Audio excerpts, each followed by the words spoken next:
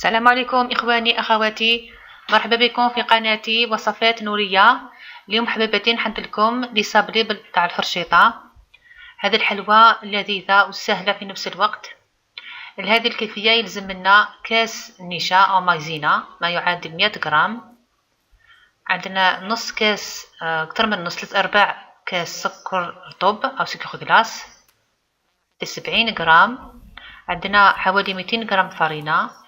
عندها باكية لافاني وباكية لاليفور أو باكية خميرة كيميائية، حبة بيض، وعندنا مارغرين أو زبدة. أنا مش حندير كل هذه الكمية تاع الزبدة، راح نقص منها 110 غرام. نبدأ في طريقة التحضير. أولا نجيب الزبدة والمارغرين. أنا عندي مارغرين فلوريال، هنا في الجزائر عندنا فلوريال باسكو فيها هادو فيها هادو بالغرامات. نقص 110 غرام على هذيك الشيء اللي وريتها لكم، يعني بتجيكم طريقة سهلة. تقدري تستعملي الميزان إلا حبيتي. أنا هذه الطريقة تجيني خير، سي بوغ سا نشري هذه الماركة تاع المارغرين. نحي 110 غرام تاع المارغرين والبقية نخبيها لوصفة أخرى إن شاء الله.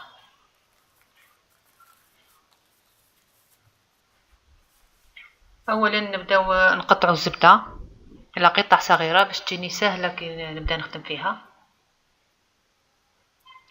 وهذه المارغرين أنا كنت خرجتها من قبل على الأقل ساعة تكون نصف درجة الغرفة.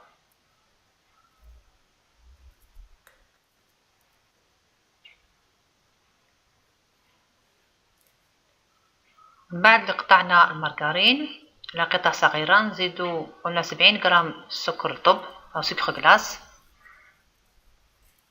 حوالي 3/4 سكر عفوا 3/4 الكوب. نخدموها بيان باليد مع السكر، ندخلو السكر مليح مع الزبدة حتى يذوب مليح السكر. نخدموها بيان باليد. تقدري تستعملي الباتور يسهل أفضل، أنا نحب نستعمل اليد حتى تولينا على شكل كريمة، هكذا على شكل كريم هكذا. هذاك الوقت نزيد حبة بيض.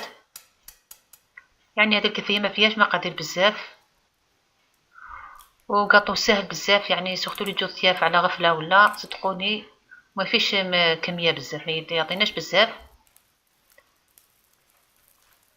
في نفس الوقت سريع وسهل. ندخلو مليح الحبة تاع البيض مع لا كريم اللي خدمناها.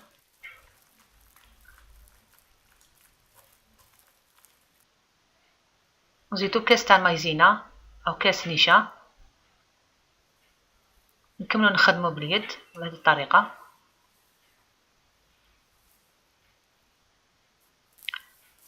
نزيدو الباكي تاع لافاني سكر فاني أو نستعملو ليكستري دو فاني، نديرو مغرف صغيرة.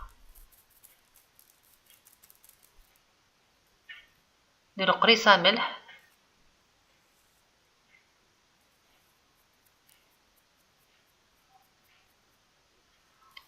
نزيدو لاليفور شيميك أو الخميرة الكيميائية. أنا نستعمل هنا مغرفة صغيرة، مغرفة صغيرة تاع لاتاي. فوالا نزيدها.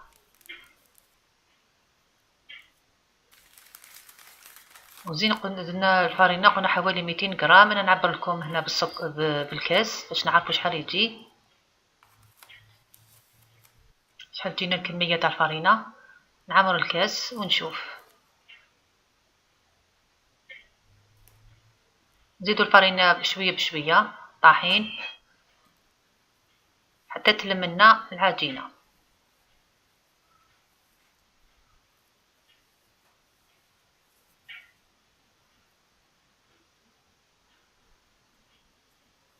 ولا نلموها، نحاولو نلمو كامل العجينة. أنا جاتني هنا كاس تاع فرينة. نخلوها ترتاح واحد 5 دقايق هكداك، نعاودو نرجعو ليها. من بعد ارتاحت لافات تاعنا أو العجينة، نجيبو سنيوة نديرو فيها بابي بوغ أو ورق الطهي.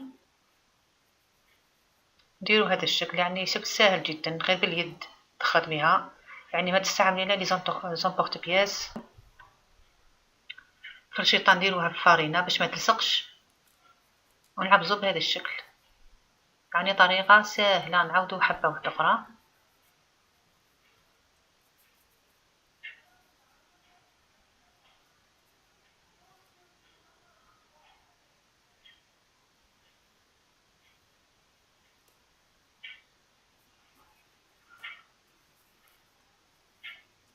يعني طريقه سهله مكاش ولا اسهل، ومش راح تاخذ لك الوقت اللي تخدميها باش تحضريها.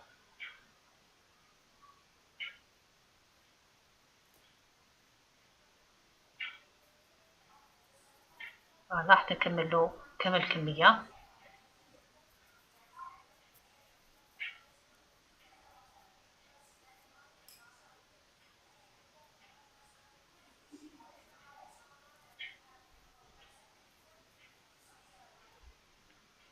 وانا عندني شكل ثاني تاع الحلوى. نجيبو هذه تاع لا دوي، تاع لا بوشا دوي، هذه اللي نخدموها في لي كريم باتيسيير وكامل لي كريم تاع لي باتيسري، ولا كمان اللي نخدمو بها الحلوى تاع اللمبوط حنا في الجزائر نخدموها. الا عندك هذا المول ندهنوها شويه بالزيت، تجوز لنا الفارين، باش تجوز لنا لاباط ما تلصقش، باش تمشي لنا في هذا المول. ندخلو لاباط كيما قلنا الكاطو تاع اللمبوط اللي يعرفو يديروه، ونخرجو العجينه نورمال.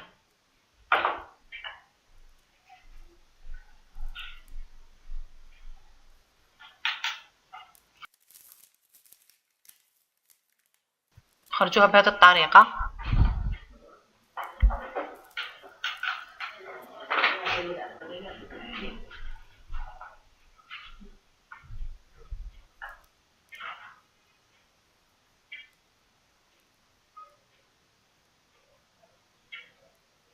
انا حبيت نزيد هذا الشكل الثاني، تقدري ما تزيديش. فوالا.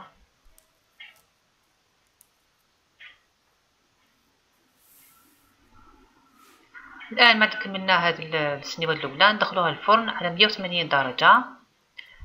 تاخذ لنا 15 دقيقه هكذاك حتى ل 20 دقيقه، صا ديبون كل وحده الفرن تاعها.